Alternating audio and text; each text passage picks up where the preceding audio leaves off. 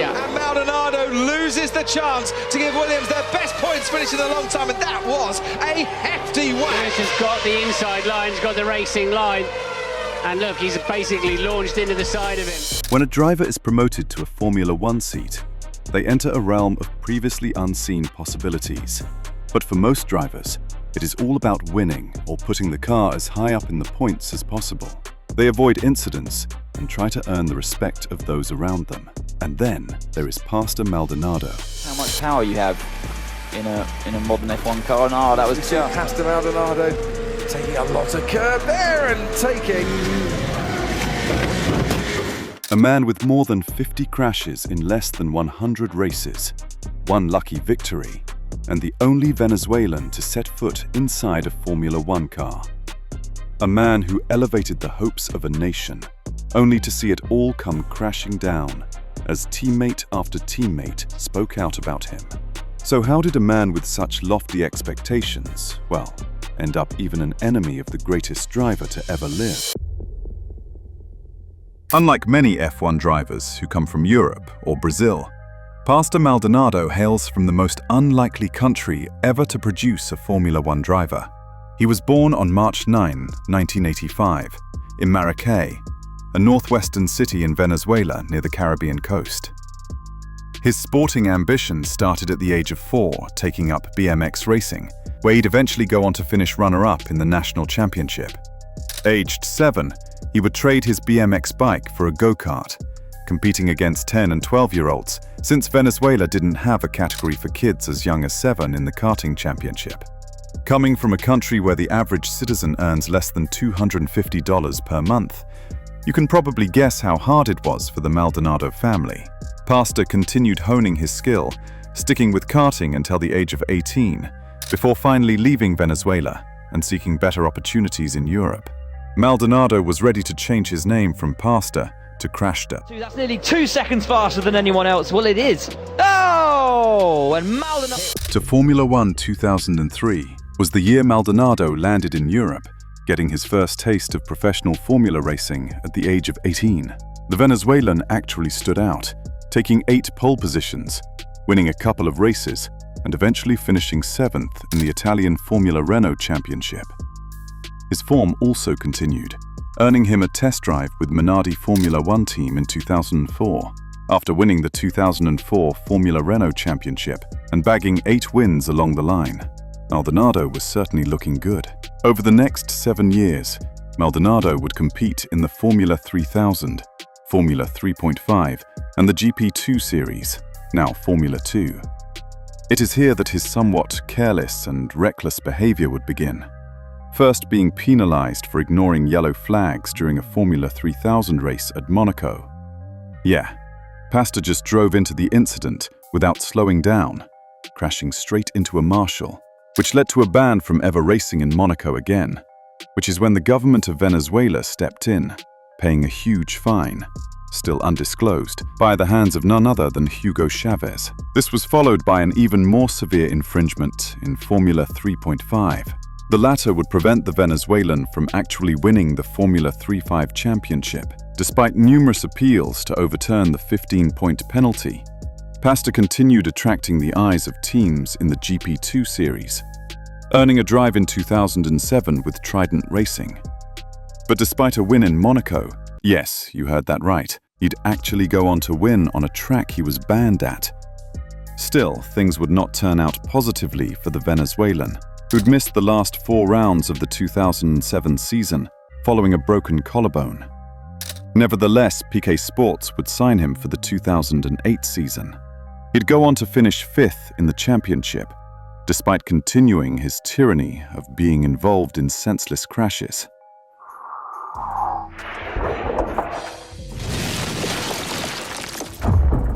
Following this season, he'd be signed by none other than ART. But even a good season, mostly staying out of the wall, would be overshadowed by eventual champion Nico Hülkenberg. It still wasn't clear that he'd ever make it to Formula One, and then he moved to the Rapax team for the 2010 GP2 season. It was clear that Maldonado wanted to finally reach Formula One, launching a serious challenge, taking 6 consecutive victories, with 10 to clinch the title at the final race in Monza. Maldonado was now a serious contender for a Formula One seat, and one team came knocking.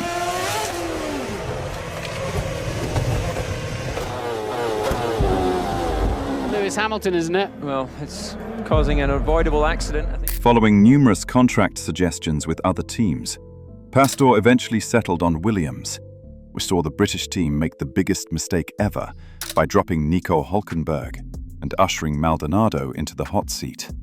Perhaps links to Venezuelan leader Hugo Chavez and earning a sponsor from a local oil company had something to do with the sudden sacking of Nico. Nevertheless, Williams believed that the Ruben Barrichello and Maldonado combination was the perfect compromise between experience and cash. Unfortunately, the 2011 Williams was a tractor, and both Rubens and Pastor found themselves retiring from the first 2 races due to mechanical failures. The 2011 Williams just sucked, to put it lightly. And despite Rubens scoring a few points, Pastor would become notorious for a completely different reason. Loses the chance to give Williams their best points finish in a long time. Thoroughly satisfied with chasing Red Bull all the way home there, even if they finish second. He did not only crash, but much like a temper tantrum from Verstappen, Pastor just made some foolish errors. He crashed into Lewis at Monaco. Maldonado's turned in, and Hamilton bouncing across the... Spun out in Canada after exiting the pits. A lack of mentality here, fiddling around with the knobs on the steering wheel. But as far as this one... And simply ignored blue flags in Abu Dhabi, earning him a cool 30-second penalty. Even Lewis had a lot to say about this new kamikaze driver. Saw Maldonado approaching quite quickly, and anyways, but he came around me, and I didn't move anywhere, but happened to swipe across me. I don't know whether it was intentional or not, but I guess we'll see shortly. Williams just sucked, and with Renault teaming up with the team for 2012, perhaps something new would happen. Bruno Senna became his new partner, and everything seemed different. Well, aside from Crashtor, who was immediately back in round 1 at Australia. First, it was Romain Grosjean who'd felt his pain. Then the final lap saw the Venezuelan ruin his own race. Threat for long.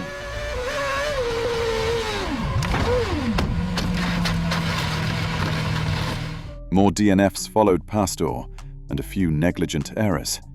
But when round 5 rolled around, the unthinkable happened. Yes, Maldonado transformed into an absolute beast for the Spanish Grand Prix. Different winner, a new winner in Formula One. It's Pastor Maldonado ahead of Fernando Alonso. Yes, Maldonado would complete a ridiculous lap, taking pole position off a former world champion in Lewis Hamilton. The next day. Fourfold, hasn't it, this championship so far this season?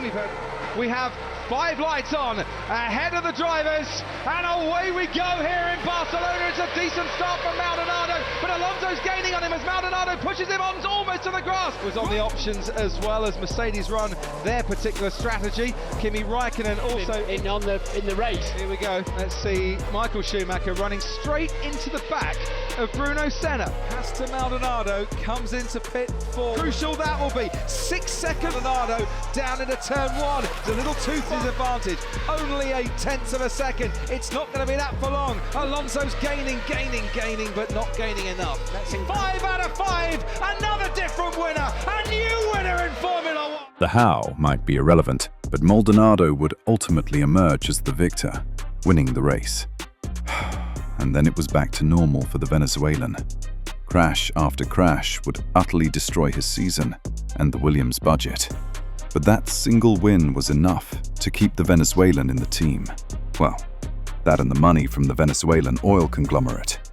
But for 2013, he'd have a new teammate, this time in the rookie Valtteri Bottas. But the season would be one of the worst for the Williams team. Despite nothing that the two drivers could do other than survive the season, Pastor Maldonado proved that he was the best at causing chaos, and ultimately earned the nickname of Kamikaze. By the end of the season, well, Williams was fed up. and Maldonado was finally let go of the Venezuelan, with everyone thinking that his career was finally over.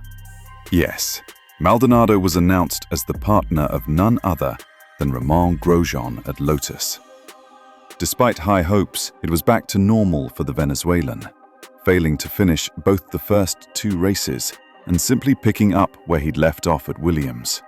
In Barcelona. Ik kan er bijna niet geloven. Ja. Paf door de grip. It's gone. Yeah, on the Astro. Oof. Another season filled with crashes would solidify his name of Crashtor. But what was even more surprising is the fact that Lotus kept him around for 2015 as well.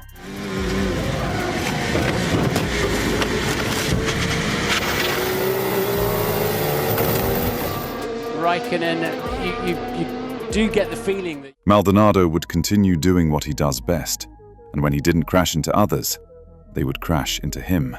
By the end of his career, PDVSA, the Venezuelan oil company, had invested more than $200 million in Maldonado.